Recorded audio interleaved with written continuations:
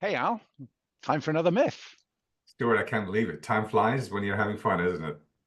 It does. So before we start, I just thought I'd kind of point out where I am today. So behind me, it's rather beautiful countryside. These buildings all around me. These are the Cambridge University West Campus. So we've got the physics department just over here, material science just up here, engineering. We've got the world famous Whittle Jet Laboratory over there, where a lot of the early work on jet engines was done. All kinds of kind of famous, infamous sites around here. So it's kind of a cool place to sit and do this session with you.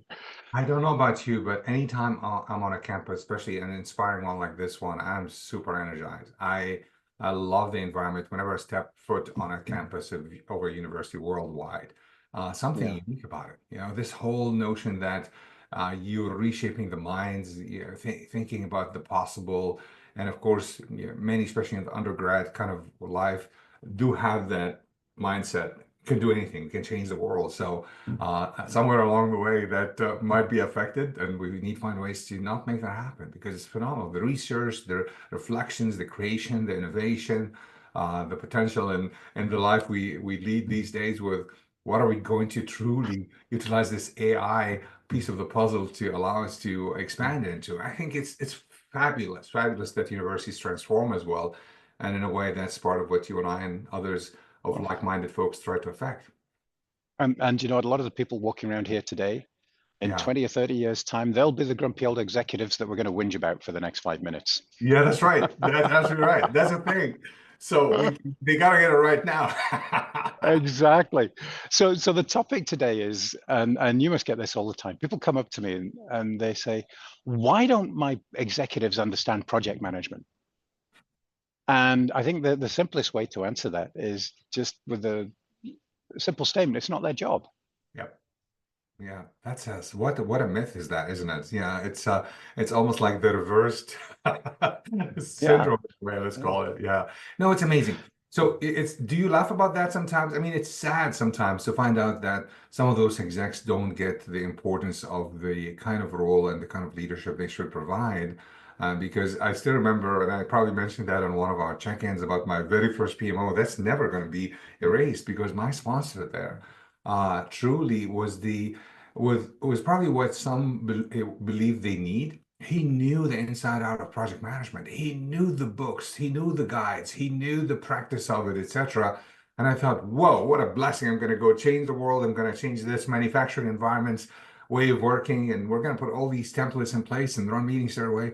Reality is that was an exact, representation of what I call in English meddling. That gentleman There you go. was meddling like there's no tomorrow, creating the wrong derailing almost of the teams when his time was supposed to be invested somewhere else, like we want to talk about here. So it's very interesting what could happen. It's such a Well, an and the equation. way, do you Yeah, know, so the good analogy for that, I think, might be, you know, let's say your car's making some kind of really bad noises, right? So yeah, you go see a mechanic, yeah, and you know, the mechanic doesn't expect you to know about cars and how they work. yeah, Okay. yeah, yeah, So, you know, bad mechanics, or maybe they're just trying to rip you off, I don't know, but bad mechanics will come out and they'll start talking all kinds of technical detail about the car, right? hmm, And you sit there and your eyes are wide and it's like, oh, what the hell is he talking about? Right. And you're willing to pay anything yeah, to get your car fixed. And then you walk away and you walk away from that and you have, I don't know about you, but I always walk away from that kind of transaction with a pretty bitter taste in my mouth yeah, because yeah, I know I didn't know what was going on. I didn't understand what my role was, yeah, and I didn't know how to make decisions. And there's a sneaking suspicion that he just pulled a fast one, yeah, right? And yeah. that's how your execs feel if you go in there talking project language. What an analogy. I love it. I love it. No, I know that feeling, and I've been in many dealerships and everything else around the world trying to take care of things and almost like a scare tactic that's being utilized. And it's also it reminds me of the one of the first things I would like to also mention in the role of the sponsor.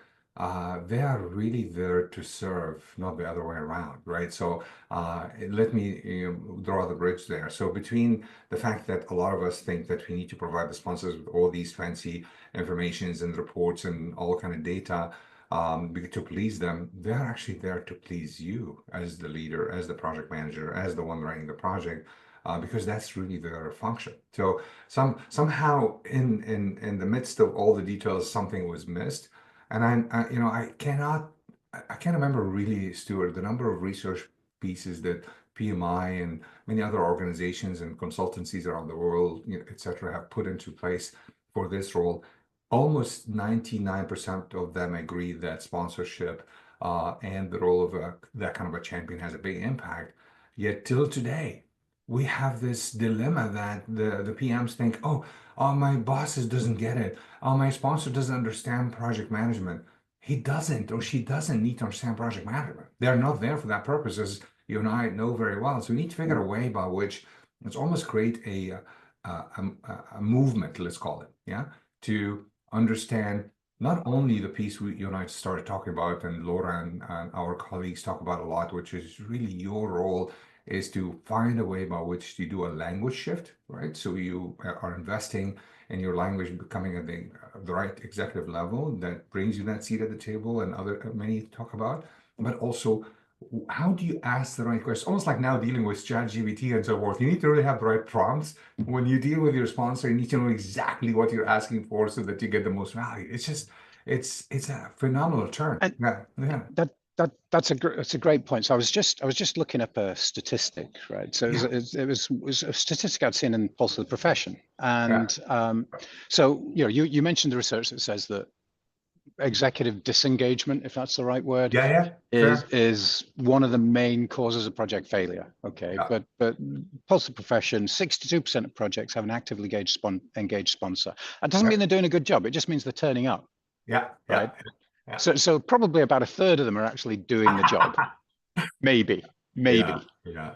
And so this is, and my own experience, by the way, the number's much lower than that, right? It's nowhere near Let me 2/3. ask you then, what does good look like for you? Like when you have worked with really brilliant sponsors, it has a look and a feel and Yeah. an impact, etc. What does it look like for you? So it first of all, it has the feeling of teamwork, Yeah. right? So Yeah. we know who's got what role on the team. If you're Yeah. the quarterback, you don't try play the guard, right? Yeah. Anyone who's not American, can you imagine this? You've got a Brit sitting in Cambridge using American So football sorry for it. analogies. How terrible is that, right? Yeah. But you play to your position and you trust your team members, and Yeah. everybody needs to know what that position is. I think that's the biggest thing. And for the exec sponsor, it's about setting clear priorities for the project, Yeah. first of all, right? Yeah. Knowing why. So in our egg and duck thing, it's what's the egg? Having real clarity about the egg. Yeah. Right? What's the value that we're trying to deliver? Correct. And then being available to remove, not trying to micromanage. That's not their job, Yeah. right? It's to support. You said it beautifully. It's to serve the project manager, to Yeah. help remove bottlenecks, to help engage and manage the change process, right? Yeah. The change management process. Yeah. That's really clear. And then finally to drive decisions to closure. Yeah. You know Right. what I find That's it. superb. What I find very interesting is that yeah, I would love to see the environment of projects in the future, a complain-less environment or a whining-less environment, something along those lines. Because I have worked with so many project and program managers, because I think everyone listening to us, almost 99%, again, I use that number of the ones listening to us would agree with what we're saying. But they're going to say, so how do we make that real? How to make that real is really in your hands. That's the golden opportunity. So what I find really gold is that investing in the relationship with the sponsor. You mentioned the team and how we see it in the success of the team. I see it also in the success of the partnership. The two, especially the two, the PM and the sponsor are partners. Some will say, Ali, you have no idea. We have like 7 sponsors on our project. That's fine. That's real. And many ships sink because of that. However, one of those got to be, back to Stuart's point, the decisive sponsor. Yeah. So you got to make sure that partnership is solid. So I think partnership is important, but education. We talk about it in projects in general. We talk about educating upwards and across and da da da. So the question is, how do I educate these guys? How do I let them? You mentioned the statistic, and you guess that's probably half of that truly are doing their role correctly. How do we get them to do their role well? And do we have the guts? Do we have the courageous ways by which we take in that role. Because it's kind of reverse. You think the boss can tell you all the news. Back to your point of prioritization. Once he does that, I just run to the hills and I have no role further in prioritization.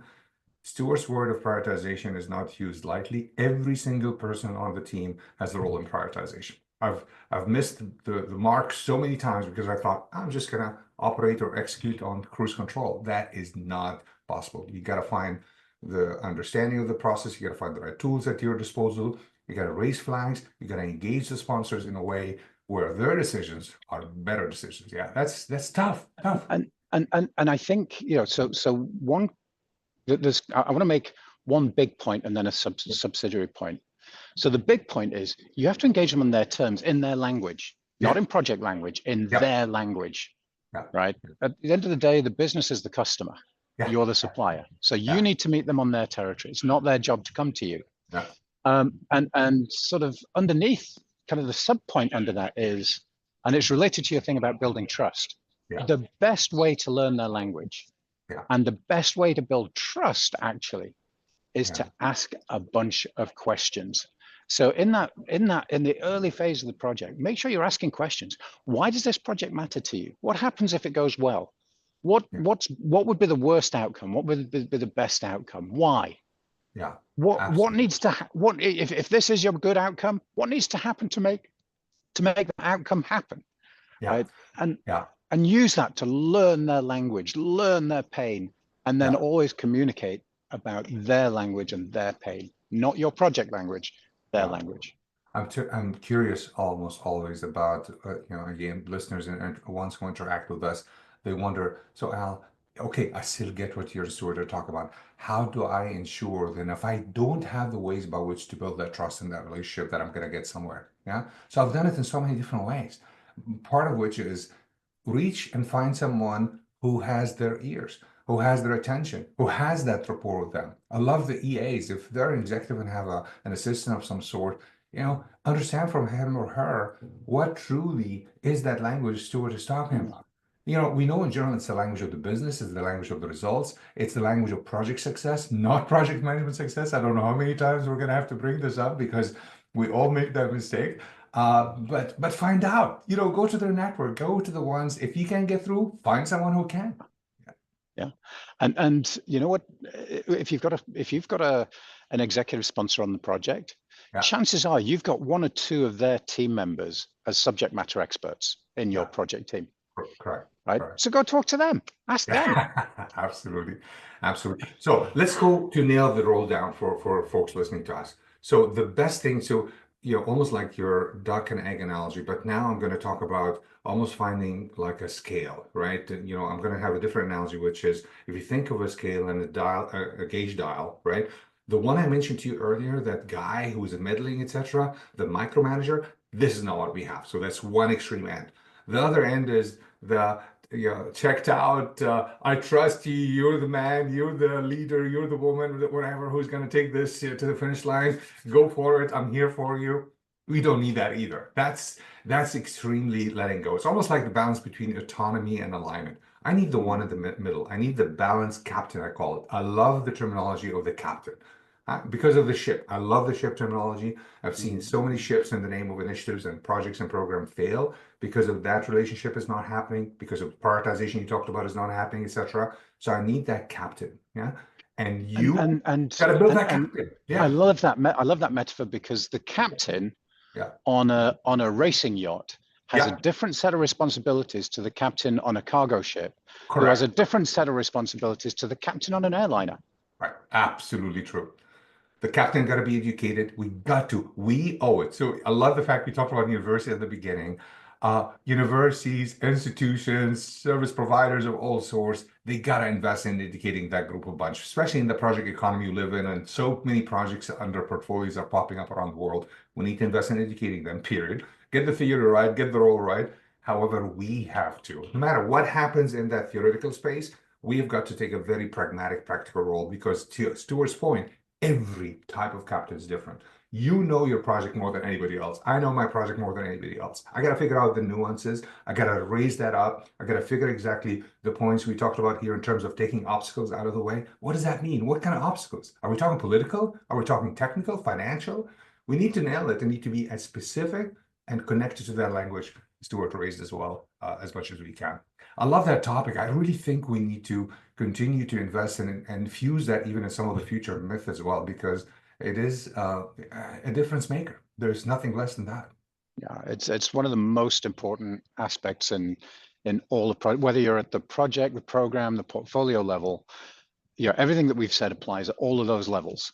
Yeah. And it absolutely is the make or break of everything. Yeah. It's the foundation that everything else is built on. So yes, I think we should come back to this one. I think so for too. now, Yeah. for Any now, parting thoughts? What's the I last think it's word? You can have the another last word. MythBusters busted. Yeah, absolutely. It is busted. And please, we're not recommending that you hold the sponsors hostage in the room and beat them up and say, you got to know this. No, we're talking about really that relationship, that trust. We're talking about the education elements. We're talking about the clarity of communicating, both in a language they can understand, yet communicating also what do you truly need. They are there. I cannot emphasize that enough. They are there to serve and to help. Whether you use the servant leadership or whatever you think of. Yeah, go ahead. And I really can't emphasize enough the importance of asking questions, because that's how you discover what success looks like. It's how you discover the barriers. And once you've asked the questions and you've really understood what they're trying to get out of it, what success looks like, then you can have the discussion that says, great, if you want that egg, right? If that's the value you want, then this is what I need from you. Yeah. And that's when you can start to set out, I don't want you to get your long screwdriver out and start twiddling away, right? That's not going to be helpful. What would be helpful is if we have 1, 2, 3, right? Define what the role of the captain is in this project. And it's a negotiation. It's not you laying down your demands, it's a negotiation. Yeah. It's a discussion back and forth, because you both got to feel good about it. Let's not open that as well, because now we're talking culture as well. I mean, the one thing we didn't talk about today is also what Stuart just said, varies, of course, depending on the culture. I realize in APAC versus also in the UK where he is, or in the US where I am, etc., and many other parts of the world, this could very much vary. How easy is the application of what we said? Yet nothing is more important, back to the point we talked about many times, whether you look at it portfolio-wise or project-wise, than the fit. Find what fits the most to the need of this relationship and to the sport you need within the context of the culture, of course, that you're operating within. So it's a tough one, but we want to hear stories. We cannot learn enough from you about stories. So please, when you listen to this, take extra 90 seconds and share your experience. Share how you created those successes, or how you are still struggling and why you're struggling. And let's reflect together and create that momentum. Awesome. Of change. Yeah. And while you're down in the comments, why not leave a comment with some ideas of myths that you'd like us to bust? This is a community effort. Yeah, sure. Al and I like hanging out. We'll probably bring a few other people in at some point as well. But this is about busting the myths that are causing problems for you guys out there in the world. So drop us a comment. Tell us what the big myths and questions and challenges that you face, and we'll have a go at them. What do you reckon, Al? Love it. Excellent. Good stuff. Good seeing you. Thanks, guys. See you next week.